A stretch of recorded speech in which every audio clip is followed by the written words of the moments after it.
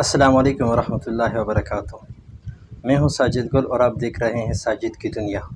ایک منٹ ایک سنت میں ہمارا آج کا عنوان ہے چھینک سے متعلق سنت۔ اللہ تعالیٰ کی بے شمار نعمتوں میں سے چھینک بھی ایک اللہ تعالیٰ کی بہت بڑی نعمت ہے۔ کیوں؟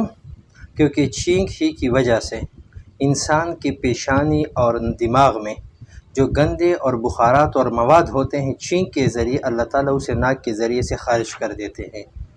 یہ اللہ تعالیٰ کی بہت بڑی نعمت ہے۔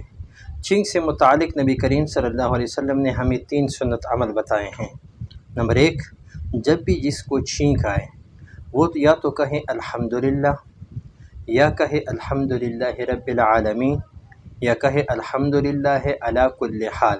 یہ 3 مختلف روایات میں 3 الفاظ آئے ہیں۔ دوسری سنت، جو شخص چھینکنے والی کی چھینک سنے وہ یرحمک اللہ کہیں۔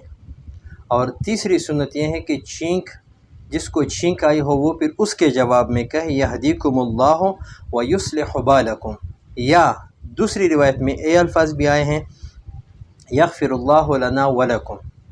یہ ایک بہترین سنت ہے۔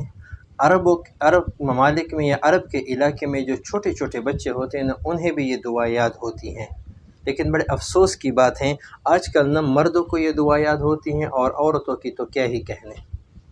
اتنی کمزوری کہ جب حج اور عمرے کے موقع پر جب وہاں پہ لوگ جاتے ہیں اور بڑے بڑے مجمع میں بہت بڑے بڑے لوگ ایسے چھینکتے ہیں اور یہ دعائیں نہیں پڑھتے، تو وہ عرب بڑے حیرانی کے ساتھ ہمیں دیکھتے ہیں کہ اتنی مشہور سنت انہوں نے ترک کر دی۔